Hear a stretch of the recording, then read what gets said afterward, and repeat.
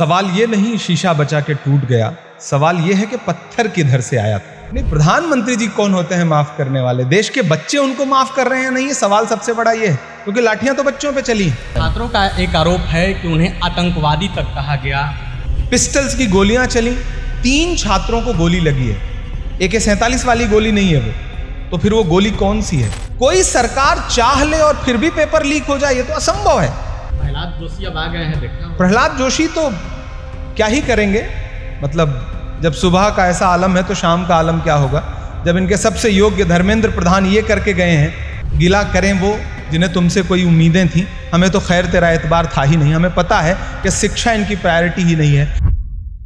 राष्ट्रीय राजधानी से लेकर राजकीय राजधानी तक स्टूडेंट प्रोटेस्ट हुए।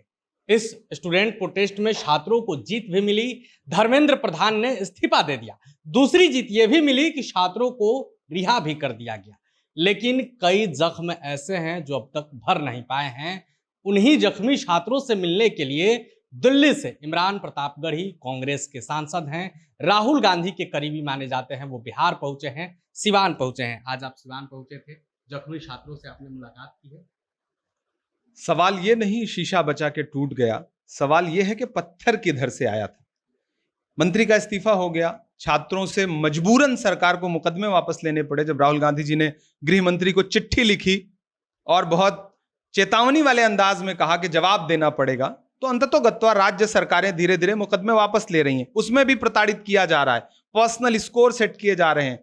जिन छात्र नेताओं से पर्सनल खुन्नस है प्रशासन की, मैं देख रहा हूं कई जनपदों में कि प्रशासन उनको अलग से टारगेट करने की कोशिश कर रहा है। तो प्रशासन को यह भी समझना पड़ेगा कि छात्र नेताओं को टारगेट करिएगा तो आप पूरी छात्र बिरादरी को टारगेट करिएगा, और छात्रों से उलझ करके कोई प्रशासन नहीं चल सकता है।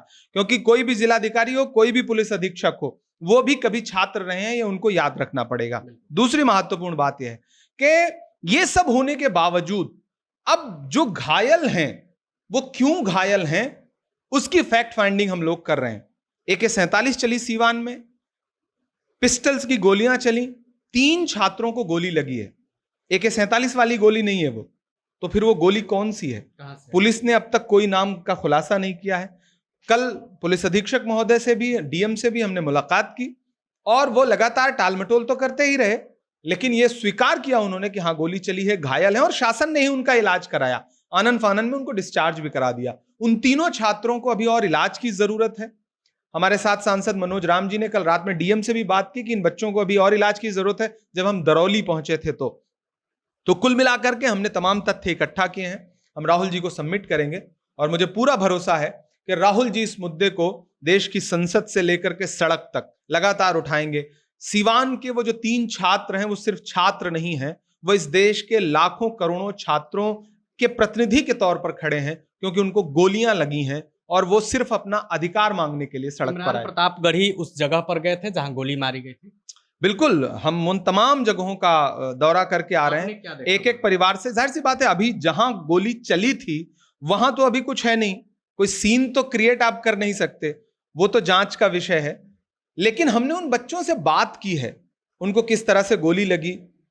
और एक जो सबसे दर्दनाक बात है कि दरौली में जिस बच्चे को, बुलेट कुमार गौड़ को गोली लगी, गोली लगने के बाद जब खून निकल रहा था और उसने कहा कि मैं चिल्ला रहा था कि मुझे गोली लग गई है, तो उसी गोली लगे पैर पर 20 लाठियां पुलिस के जवानों ने मारी हैं। इतनी बर्बरता, ये बर्बरता की इंतहा है। हमारे पास उसके वीडियो मौजूद हैं, उस बच्चे के बयान के। तो हम ये सब सारी बातें राहुल गांधी जी को बताएंगे, और पीड़ितों से हम गुजारिश भी करेंगे राहुल जी से कि उन पीड़ितों, छात्रों से मुलाकात करें। राहुल गांधी बिहार आएंगे, मुझे पूरा भरोसा है। जहां भी इस देश में छात्रों के खिलाफ बर्बरता होगी, राहुल गांधी जी जरूर पहुंचेंगे। छात्रों का एक आरोप है कि उन्हें आतंकवादी तक कहा गया। ये भाजपा का पूरा कैरेक्टर यही है, जिनसे असहमत हैं उनके लिए सब आतंकवादी हैं। छोटे छोटे मासूम बच्चे, अगर उन्होंने प्रधानमंत्री जी के बारे में वीडियो बना करके पोस्ट कर दिया तो उनसे माफी मंगवाते हुए वीडियो पोस्ट किए जा रहे हैं। मुझे लगता है ये राजनीति में इतना स्तर नीचे चला जाएगा किसी सरकार का, ये देश ने सोचा नहीं। प्रधानमंत्री ने तो कह दिया कि हम माफ कर दिए उन बच्चों को। नहीं, प्रधानमंत्री जी कौन होते हैं माफ करने वाले? देश के बच्चे उनको माफ कर रहे हैं नहीं, ये सवाल सबसे बड़ा ये है। क्योंकि लाठियां तो बच्चों पे चली हैं, पैलेट गन तो बच्चों पे चली हैं, गोलियां तो बच्चों पे चली, आंसू गैस तो बच्चों ने झेली है। 30-35 दिन जंतर मंतर से लेकर दिल्ली की सड़कों पर खुले छत के नीचे तो बच्चे सोए हैं ना। आप तो ऐसी कमरे में सो रहे थे, आप तो 8500 करोड़ के जहाज में घूम रहे थे, और आपने एक दिन वीडियो बना के कहा मैंने माफ कर दिया। प्रधानमंत्री जी, आपको देश के बच्चों से पूछना चाहिए कि मैंने ये कर दिया है, बताओ तुमने हमें माफ किया या नहीं। तो मैं उन बच्चों की तरफ से ये कह रहा हूं कि देश के बच्चों ने अभी तक प्रधानमंत्री जी को माफ नहीं किया। एक आखिरी सवाल, क्या धर्मेंद्र प्रधान के इस्तीफे से सिस्टम बदल जाएगा, शिक्षा व्यवस्था सुधर जाएगा? शिक्षा व्यवस्था जब तक सरकार की मानसिकता नहीं बदलेगी तब तक नहीं सुधरेगा। प्रियंका गांधी जी ने अपने भाषण में कहा था कि प्रधानमंत्री जी कैमरे का एंगल नहीं, अपनी नजरों का, अपने दिल का एंगल बदलिए। वो करने के लिए सरकार तैयार नहीं, परीक्षा व्यवस्था सुधारने के लिए तैयार नहीं, शिक्षा में रिफॉर्म के लिए तैयार नहीं। उसके लिए जिस दिन सरकार तैयार हो जाए, कोई सरकार चाह ले और फिर भी पेपर लीक हो जाए, ये तो असंभव है। प्रहलाद जोशी अब आ गए हैं, देखना होगा। प्रहलाद जोशी तो क्या ही करेंगे, मतलब जब सुबह का ऐसा आलम है तो शाम का आलम क्या होगा। जब इनके सबसे योग्य धर्मेंद्र प्रधान ये करके गए हैं कि पिछले कुछ सालों में सैकड़ों बार पेपर लीक हुआ है, तो प्रहलाद जोशी से क्या ही उम्मीद है।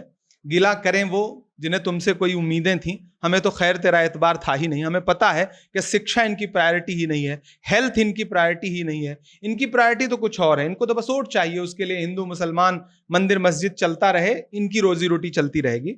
लेकिन अब खेल का मैदान बदल चुका है, खेल का मैदान अब बच्चों ने बदल दिया है। वो अपनी शिक्षा पे सवाल कर रहे हैं, जेनजी फिर अब जेन अल्फा। सरकार को जवाब तो देना पड़ेगा। तो आपने इमरान प्रताप गढ़ी को सुना, इन्होंने साफ कहा कि जब सुबह का आलम ये है तो शाम का आलम फिर क्या होगा। इन्होंने सरकार के एक एक आरोपों का जवाब दिया है, कई गंभीर आरोप भी लगाए हैं। इस पूरी बातचीत पर आपकी क्या राय है, अपनी राय कमेंट बॉक्स में रखेंगे। वीडियो देखने के लिए आपका धन्यवाद। प्रभातखबर.com, विश्वास वही, रफ्तार नहीं।